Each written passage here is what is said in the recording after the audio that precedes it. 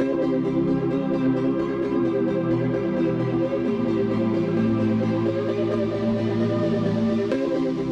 everybody, welcome to the Theological Dilemma. My name is Keith, and happy Easter. And today, it's been a minute since I've posted anything. I've been busy doing some travels, going to see the grandbaby.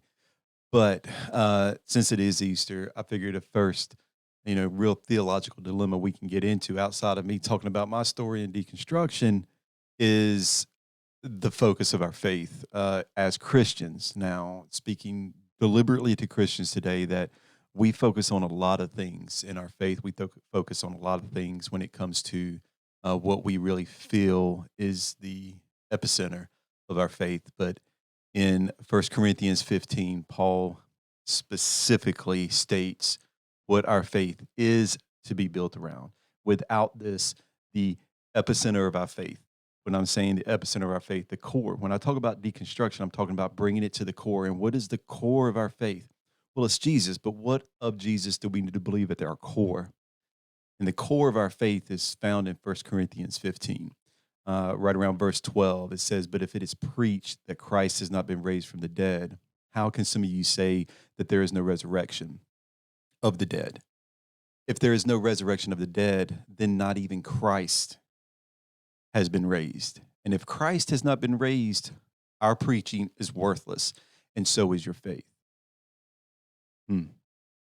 In that case, we are also exposed as false witnesses about God. For we have testified about God that he raised Christ from the dead, but he did not raise him, if in fact the dead are not raised.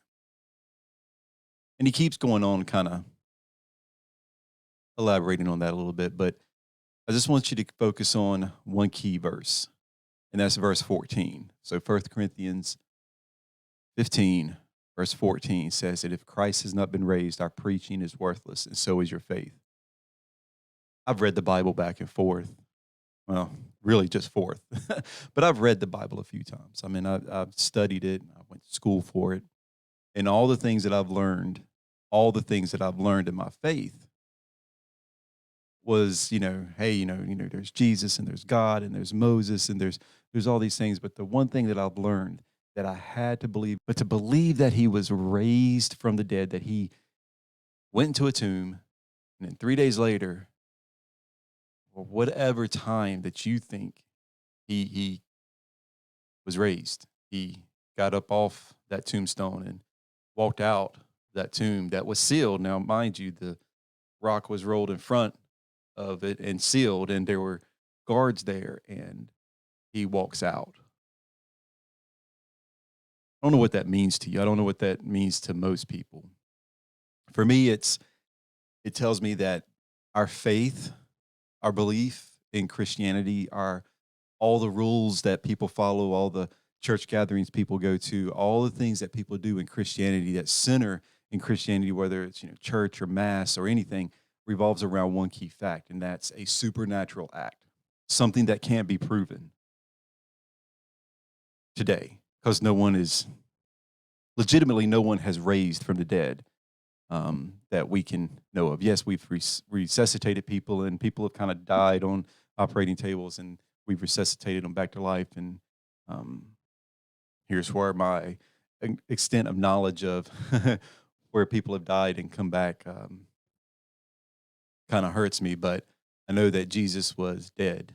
They checked him. He was stabbed in the side. He was hung on a cross. He was dead. Um, Took him off the cross. He was dead. They put him in a tomb, and people wept. He was dead. There was no breathing. It was days past.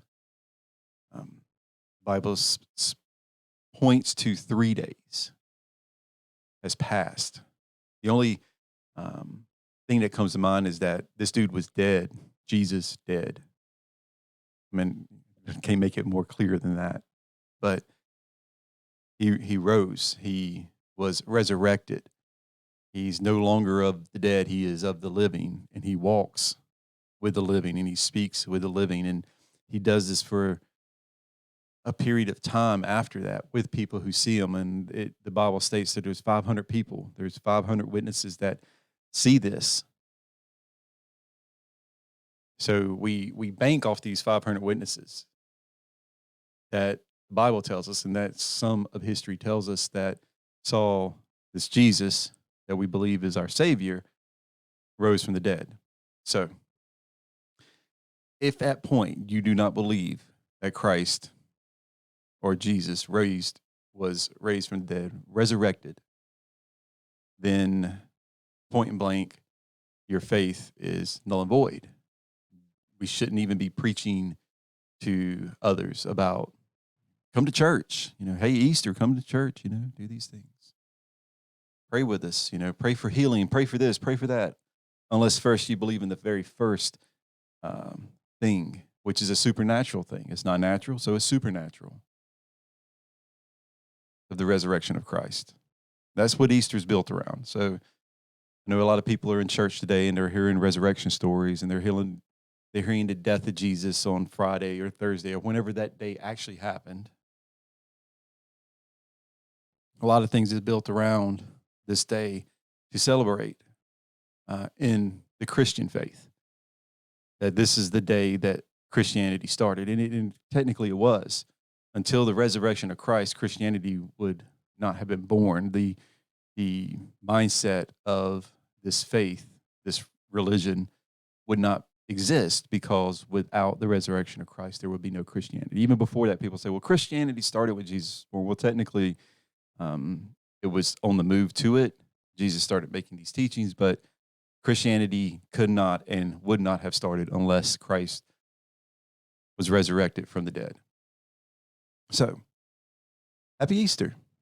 Talking about new life and changes and all the things that can happen in your life. And this theological dilemma is less of a dilemma and more of understanding that when we talk about deconstruction, when I talk about deconstruction of my faith, here is the core. This is what I had to understand. If I wanted to believe everything that was true about my faith, what was the one central key element? What was the epicenter of everything I had to believe? And it was this. I had to start here, and then I can branch out.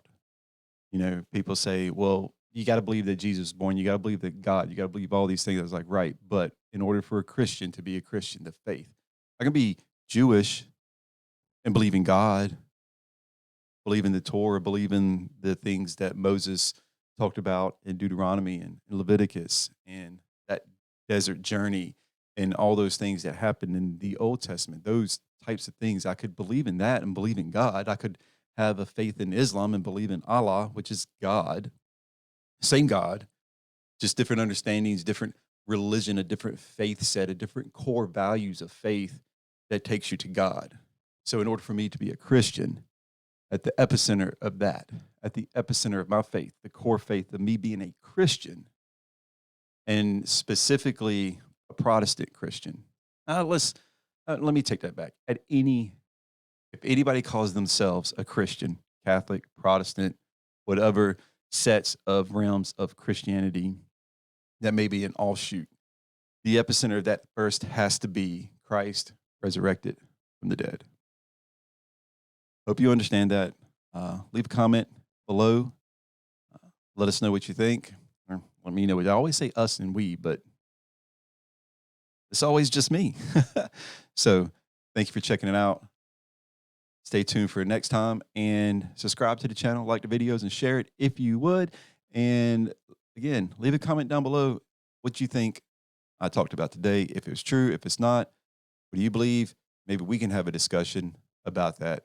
We'll throw some Zoom up on the window. We'll record us. And we'll say, hey, this is what we think. Anyways, until next time on Theological Dilemma, my name's Keith. Peace. Love you.